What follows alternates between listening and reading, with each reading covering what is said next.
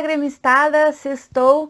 Eu sou a Andressa Balin e trago para vocês um resumão da semana do Grêmio, de tudo que rolou, quem chegou, quem saiu, departamento médico, Copa do Brasil e muito mais.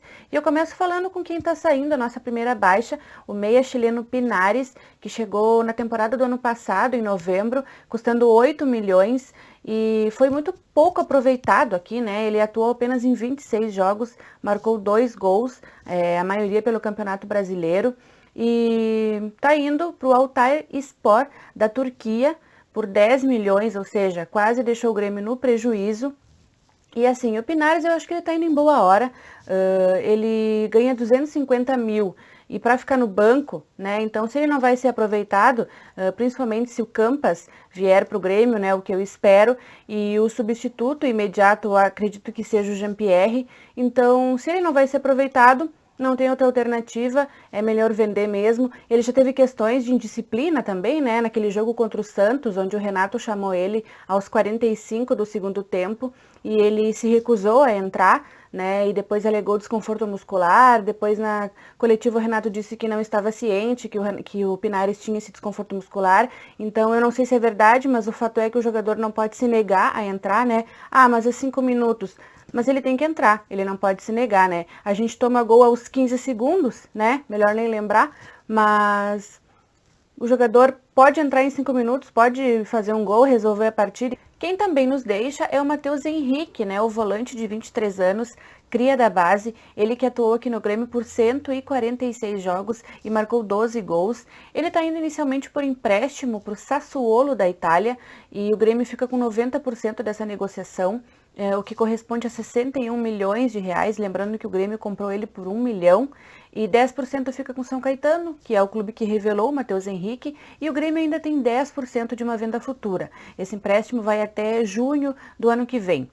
E sobre o Matheus Henrique, assim, no começo lá da carreira dele, quando ele subiu pro profissional, em 2018, eu gostava muito dele. Eu via ele uma promessa de um grande jogador, gostava muito de ver ele jogando com o Maicon, inclusive, achava que ele tinha ali o mesmo estilo de jogo. Muita gente dizia que ele ia ser o próximo Arthur, né? Eu, particularmente, acho que ele não mata a chuteira do Arthur.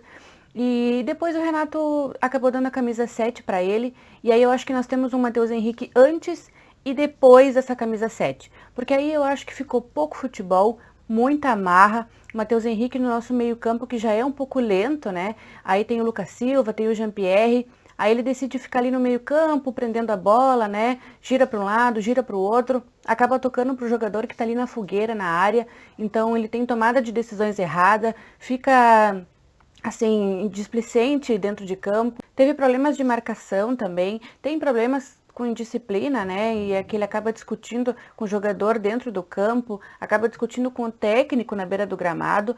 Então eu acho que ele tá indo em boa hora. Eu acho que ele já não estava mais agregando muito em campo e o negócio dele deu tudo certo, não ficou aquela enrolação de daqui a pouco não dá certo o negócio e aí o jogador fica aqui meio que cai, né, o desempenho, a gente sabe muito bem o que acontece quando o jogador meio que fica frustrado. Então que bom que ele conseguiu ir numa boa oportunidade e ele que chegou das Olimpíadas e foi direto para a Europa, já assinou contrato, já fez os exames, aí voltou para o Brasil, recebeu a homenagem do Grêmio e ele disse que está feliz, então vai com Deus. Quem também está indo para o Sassuolo da Itália, o nosso zagueiro Juan, de 22 anos, ele que atuou pelo Grêmio em 37 jogos e o Grêmio nessa negociação fica com 60%, o que corresponde a 19 milhões e também tem 10% de uma venda futura. E o Juan, eu acho que a direção assim, vacilou nessa. Acho que foi uma venda muito precoce de um zagueiro promessa, um zagueiraço que teve a capacidade, né, conseguiu o feito de conseguir substituir Jeromel e Kahneman, o que já é incrível. E com certeza agora vai ter que ir ao mercado atrás de um zagueiro, né, porque eu vi assim o Juan tendo muito espaço, agregando muito ao time, tendo um futuro brilhante, mas a direção não enxergou assim, então é mais um que nos deixa da base, cria da base, e o Grêmio vai ter que correr atrás agora de um bom zagueiro e que seja a nível de Jeromel e Cânimo. Outro que nos deixou foi o atacante Léo Chu, de 21 anos, gremistaço, e ele não esconde isso de ninguém. Ele que atuou em 22 jogos e marcou 3 gols e está indo para o Sounder FC dos Estados Unidos. O Léo Chu, eu acho assim, que o que manteria ele aqui é justamente por ele ser gremista. Eu acho que agrega muito, assim como é bom ter um técnico gremista, né, o Felipão. Vocês viram a última entrevista que saiu? Entrevista não, que ele tá ali no vestiário com os jogadores. Cara, eu arrepiei naquilo, assim, ó. Então isso é muito bom pro time. Mas se só isso bastasse, ele seria, né, o titular. O problema é que ele disputa essa vaga com o Ferreirinha, né, e ele acaba tendo mais futebol, enfim. Ferreirinha é um craque, basta querer jogar. E o Leo Chu, falta futebol ainda, falta de ser decisivo. Eu espero que ele tenha sucesso lá, que ele mature esse futebol. E já que ele é um super gremista, que um dia ele volte, né, sendo um craque de bola e ajude o tricolor em alguma outra oportunidade. Falando agora sobre especulações, o atacante Elias, também da base do Grêmio, de 19 anos, foi especulado pelo Botafogo. O Elias tem 4 jogos e 2 gols, lembrando que esses gols foram naquele jogo contra o Aragua pela Sul-Americana, onde ele entrou no lugar do Ricardinho, de centroavante, e marcou 2 gols nos acréscimos. A direção disse que o Elias não está nos planos do Grêmio e ele tem contrato até o final de 2024 e a multa rescisória dele é 620 milhões de reais. Eu não vi muito sobre o Elias, né? Ele jogou muito pouco, mas nessa partida, inclusive, eu vi que ele se mostrou um jogador bem brigador, querendo mostrar serviço, mas se não vai ser aproveitado também não resta outra alternativa a não ser vender o jogador, né? Se por acaso sair o negócio. E agora uma notícia não muito boa, né? Que vocês já devem ter visto pelas redes sociais, o Maicon anunciou a sua aposentadoria no Instagram. Ele que tem 35 anos já, o nosso volante, e ele tem 145 jogos pelo Grêmio. 15 gols e 8 assistências. Ele que falou mesmo nas suas redes sociais que ele tem 7 temporadas, quase 7 anos e conquistou 7 títulos pelo Grêmio. Então, assim, falar do Maicon para mim é indiscutível. Ele elevou o nível do futebol no Grêmio, sabe? Passe impecável, uma visão de jogo espetacular. Ele que assim, fez o adversário, qualquer outro time, respeitar a camisa do Grêmio, né? Tanto é que aposentou um certo argentino, de um certo timezinho aí. E assim, cara, pra mim é o último camisa 8, ele tá eternizado na história do Grêmio. O cara jogava com dor, tomava injeção, sabe? Nunca pediu arrego. Então, assim, é um cara excepcional dentro e fora de campo. Então, eu desejo todo o sucesso do mundo pro Maicon, que ele consiga ajudar o Grêmio a sair dessa situação e que quando ele sair do Grêmio, o Grêmio esteja numa situação boa também, que ele saia por cima de cabeça erguida e só agradecer ao nosso Capita por tudo. Bom, vamos falar de coisa boa de quem está chegando. O Borja, o centroavante colombiano de 28 anos, chegou, já estreou no Grêmio. Ele que na temporada de 2021 teve 24 jogos como titular, marcou 17 gols e tem 3 assistências e ele chega por empréstimo até o fim de 2022. Ele disse em entrevista que tem 2 ou 3 anos que ele tinha vontade de jogar no Grêmio, citou a conquista da Libertadores, que é um sonho que ele tinha no coração, e ele chega para agregar muito ao time, ele é goleador, vem para resolver o problema ofensivo do Grêmio, que ele tenha o maior êxito aqui no clube. E assim, ele teve altos e baixos como qualquer outro jogador. No Atlético Nacional, ele teve em ascensão, teve a conquista da Libertadores, aí chega no Palmeiras, tem até algumas boas atuações, mas não acaba se firmando no time, e aí vai por empréstimo ao Júnior de Barranquilhas, onde ele acaba sendo artilheiro.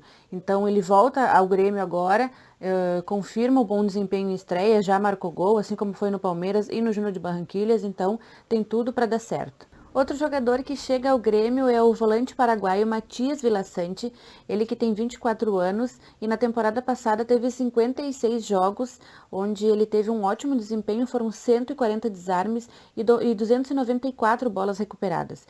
Ele chegou na terça, já assinou contrato, já fez exames, veio de um empréstimo do Cerro Porteño por 3 temporadas, custando ao Grêmio pouco mais de 18 milhões de reais. O Grêmio tem 80% dos direitos do jogador. Ele que vai vestir a camisa 21, aquela que poderia ser do Cavani, mas é uma ótima contratação e hoje, sexta-feira, só está dependendo de regularização no BID e quem sabe já pode jogar amanhã contra o São Paulo. Eu gostei muito dessa contratação, é um jogador novo, de seleção, foi destaque no Cerro Porteño, inclusive nas redes sociais, os seus antigos colegas fizeram uma despedida para ele e deu para notar que o cara vai fazer falta por lá e chega para ser titular absoluto, ele que tem as duas funções, desempenha muito bem, tanto ofensivo quanto defensivo. É um jogador que é muito participativo, que tem a característica de levar a bola ao ataque, é um jogador de apoio para os seus laterais, vem para fechar esse problema que a gente tinha do meio-campo, né? Espero que venha o Campas também para selar de vez o nosso meio-campo, que para mim é o problema maior do Grêmio hoje em dia. É um jogador que joga tanto pela esquerda quanto pela direita, e ele disse que isso era algo que ele esperava muito, que ele trabalhou muito para isso, e isso foi dado para ele, que ele está muito feliz com esse passo na carreira. E falando em Campas, o meio ofensivo colombiano de 21 anos está prestes a vir para o Grêmio, ou não. Ele teve uma boa temporada também ano passado, foram 35 jogos, 9 gols, 6 assistências e 40 desarmes, é canhoto, é bom no drible, e agora é só esperar que se desenvolva toda essa negociação. O Grêmio ofereceu valores perto da casa dos 5 milhões, e aí estava naquele impasse sobre querer parcelar e tal. E assim, as últimas notícias que eu tenho é que parece que ia ficar na casa dos 4 milhões e meio e parcelado em 2 vezes. Aí só estava esperando a resposta do Tolima. Vamos torcer para que dê tudo certo, né? Eu acho que ele é um baita reforço também, para, como eu disse, para terminar de fechar ali o problema do meio-campo, já que o Jean-Pierre não vem numa boa sequência. O Pedro Lucas voltou para a transição, né? Por motivos que a gente desconhece. O que foi dito é por causa da questão física, enfim. Eu acho que é mais um cara que chega para agregar muito no Grêmio. Falando agora um pouquinho sobre o departamento médico, o Ferreirinha está em fase final de recuperação, deve voltar a jogar logo, e o Romildo disse que ele vai jogar, né? O imbróglio da renovação continua, os valores giram na casa dos 350 mil de salário, com aumento da multa rescisória. E ele disse que ele, na verdade, nega qualquer questão com o atleta, disse que vai jogar, e disse também que precisam ter uma relação de amizade e cumplicidade, né? E como diz o próprio Esperotto, eles que se resolvam, o negócio é entrar em campo, jogar a bola, fazer o gol e ajudar o time, né? O resto lá é com eles que se resolvam. Outro jogador que está no departamento médico é o Guilherme Guedes, nosso lateral esquerdo, que sofreu uma pancada no joelho, mas deve voltar em cerca de 10 dias. E isso é uma coisa que eu não entendo, o porquê que esse menino não joga mais. Para mim, ele é um lateral esquerdo 1000 vezes melhor do que o Cortez e o Diego Barbosa, né? Um cara que entrou no jogo, decidiu, fez gol e depois nem foi mais relacionado, né? O Romildo disse que não vai utilizar o Rafinha como lateral improvisado. E então eu acredito que esse jogador mereça, né, que ele possa voltar logo porque ele merece e que ele seja mais aproveitado. Porque senão, se não for o Gui Guedes, tem um outro nome surgindo aí da base, que é o Cuiabano, e isso eu vou deixar para o Chico, que vem com um monte de novidades sobre a base, falar para vocês. O fato é que não dá mais para aguentar o Cortez, nem o Diego Barbosa são suficientes. E um fato sobre o Cortez é que ele já tem 7 jogos pelo Campeonato Brasileiro, então ele não pode atuar por nenhum outro clube, ou seja, a gente ainda vai ter que aguentar o Cortez por muito tempo.